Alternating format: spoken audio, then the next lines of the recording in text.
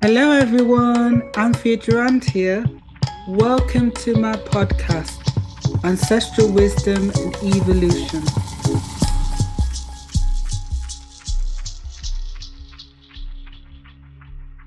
Welcome to episode 1 of my podcast, Ancestral Wisdom and Evolution. The first podcast I will be hosting, and I'll be talking about ancestral wisdom and evolution. I'll talk about my spiritual path first of all. So many years ago, I started to look at particular patterns within myself that needed to be healed. And from this, I was guided to attend many workshops which were very spiritually minded, but also looking at self-healing techniques. From this, I wanted to explore more, and then I was guided to be initiated into Reiki. This was extremely transformative for me because suddenly I had an awareness of another energy.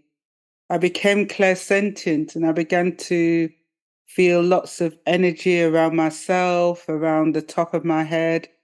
It was very powerful. And this energy helped me to align with who I am and who I was as a soul. And so I embarked on a very intense journey, and I was guided to travel all over the world. And from this, I then connected with shamanic practices. And I was lucky to connect with amazing teachers and many indigenous people all over the world. I remember a very powerful experience when I was in the Guatemala jungle with indigenous medicine people who were called Tatas and Nanas. We were a large group around an amazing fire. And as we were about to start the ceremony, suddenly we heard howler monkeys, and then the howler monkeys became stronger and stronger. And the whole jungle was filled with the sound of howler monkeys. And we all looked at each other because we knew that this was nature connecting us and also welcoming us to that space. I then began to learn shamanism and began to use a drum, which was very powerful because not only did it allow me to connect to my spirits, but it also enabled me to connect to my gift of manifesting sounds, which I'll talk about in another podcast. So what does that mean? Well, many people who attend my live events can hear other sounds in the room, such as monks chanting, angels singing, and other source sounds, which are very powerful. But I was already aware of manifested sounds from my path of alchemy. So the other main path that I'm on is alchemy. And from this path, I have a main teacher called Tarif. And it's from this path that I began to hear manifest sounds for the first time because he has the gift of manifestation, which means that he is able to manifest amazing sounds from crystals, etc. But this gift is not a gimmick, it's very important because the sounds that he was bringing through was to help humanity and to help the earth. And I'm very grateful to be part of that. So as my own path intensified, I then began to connect to my own gifts. And I began to teach shamanism. I was teaching others introduction to shamanism and other methods. And as that went on, I suddenly became interested in ancestral healing. And I looked around and I couldn't really find anyone that I resonated with to actually have a ancestral healing session, etc. So I began to connect to my spirits and I began to teach one-day workshops. So these would be a one-day workshop to help people to connect to their mother line or father line. And then I was amazed at the power of healing that people would receive. Many transformations, for example, someone who suffered from depression. And when we did the healing, we found it was linked to his grandfather, who was in World War One. And from the trauma of being in World War One, part of his grandfather's spirit was still stuck in the energy of that trauma. So not only was his grandfather's energy stuck in the energy of that trauma, but his whole comrades who had been with him at that time. So there was like a collective trauma of souls who were together connected to that trauma at that time. So as I did work to help to release his grandfather from the trauma of that time, the soul of his grandfather also connected with the collective of souls who had also been traumatized at that time. And they all, as well, were willing for that aspect of that soul who had been stuck in that consciousness. They were willing to all to be released back to the source. So it was a huge healing session because not only did I release the stuck soul of his grandfather, but also helped to release the many souls as well who had been stuck in the consciousness of the trauma of World War One. The result of this healing was that this client depression lifted and he felt much happier in his life. As I began to do my healing sessions, I noticed more and more that the sessions would also turn into ancestral healing. Even though I hadn't been trained in any ancestral method, clients would come to me with various ancestral issues and also to help to release other energies that were not theirs. Because of my connection to the energies and my spirits, I was able to release those even though I had not been trained in this area.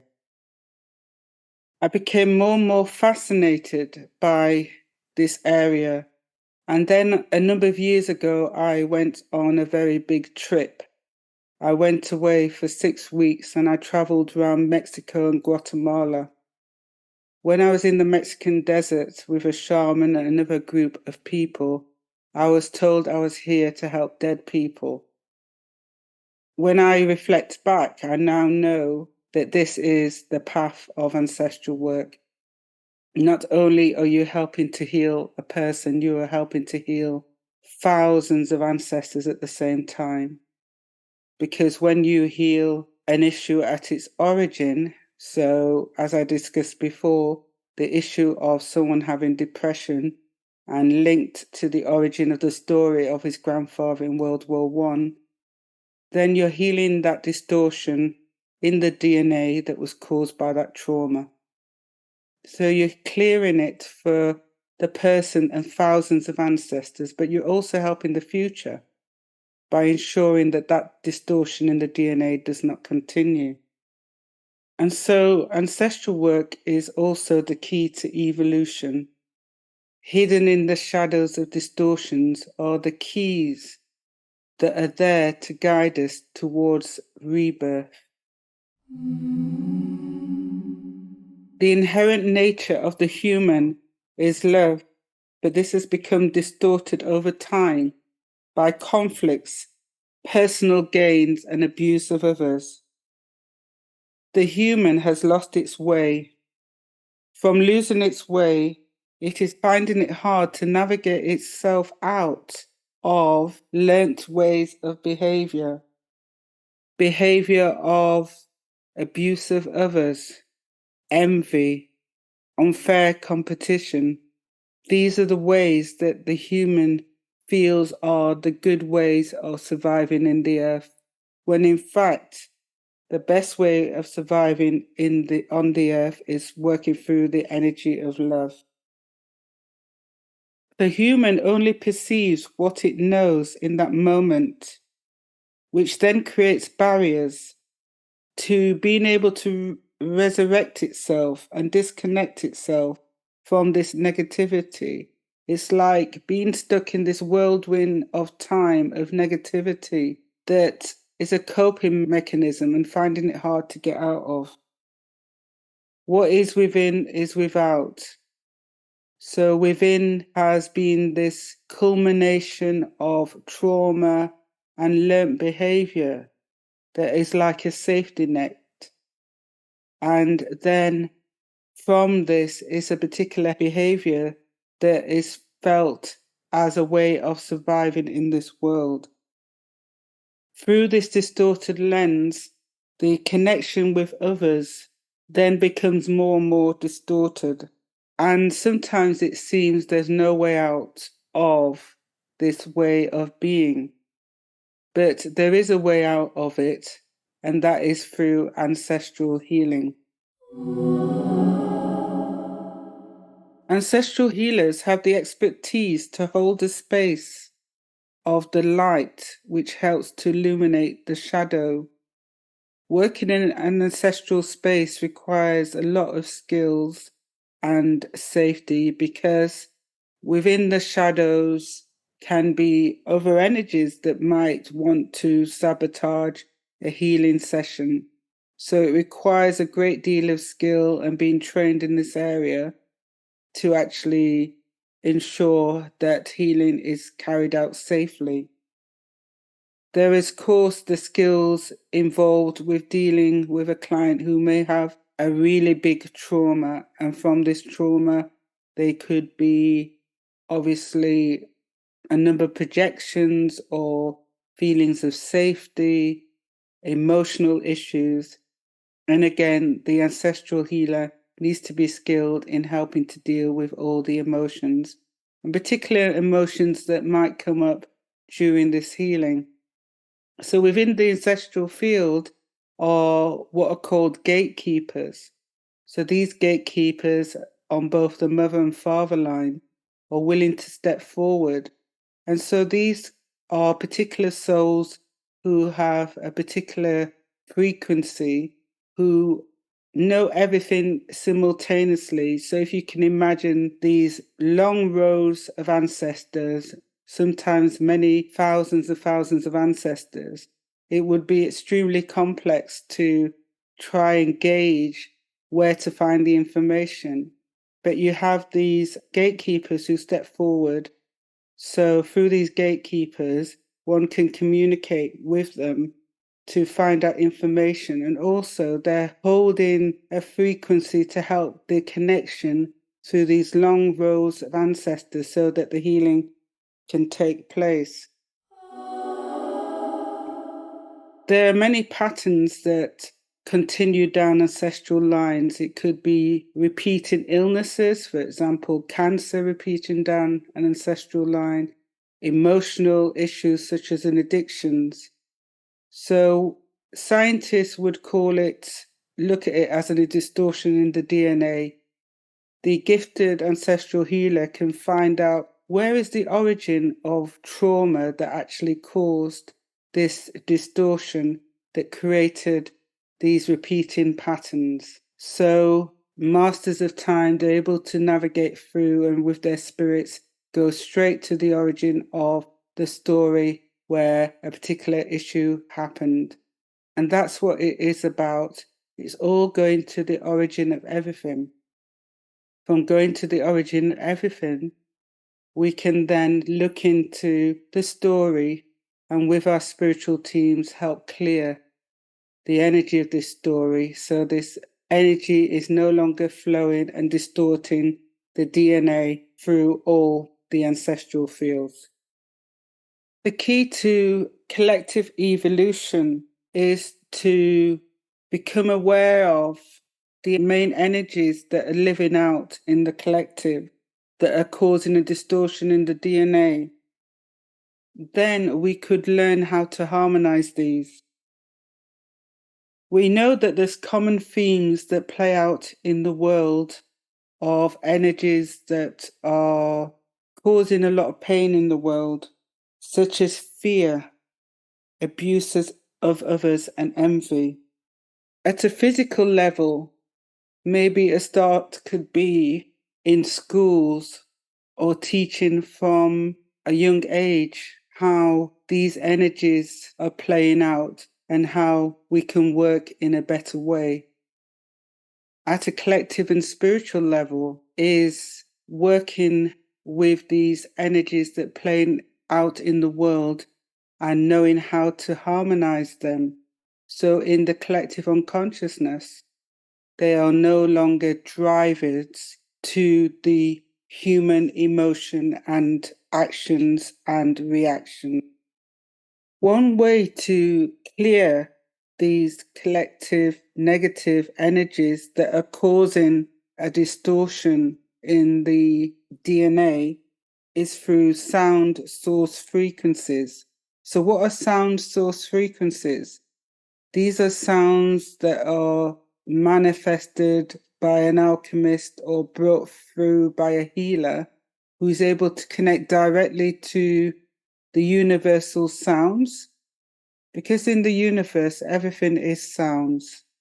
A tree makes sounds, even our human body makes sounds, but often we don't hear these sounds.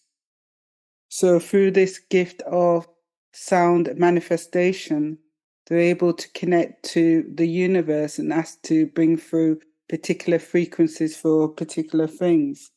So at an individual level, one can then connect to a particular sound or frequency that is going to help a particular issue that someone is dealing with, such as powerlessness, and bring through the appropriate sound or frequency that is able to harmonize and transmute that particular energy.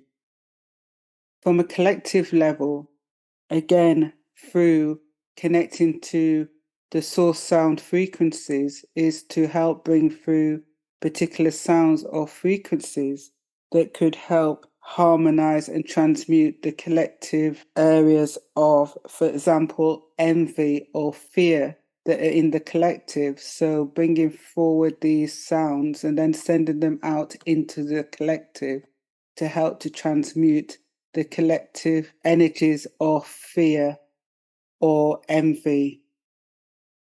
This is the key to evolution. Over thousands of years, spiritual groups and teachers have built on what has been there before. So they brought through spiritual knowledge and spiritual energies and often encoded this within quantum fields of energy. So what is quantum fields of energy? The energies that we can't see that is around us that hold particular information. And often this information is placed for the now and the future. So if we imagine ancient sites such as the pyramids and in England, Avery, these are sacred sites where many spiritual teachers and other people have placed particular energies and wisdom that have often been ahead of their time to be used for the now and the future. The key to evolution is the ability to delve into the shadows, to delve into the ancestral wisdom, to find out what is around us, what is being distorted, what is this web, invisible web of distortion that is causing the human race to be entangled and in a whirlwind that they can't get out of, that is not allowing them to see themselves, which is this amazing source energy of light.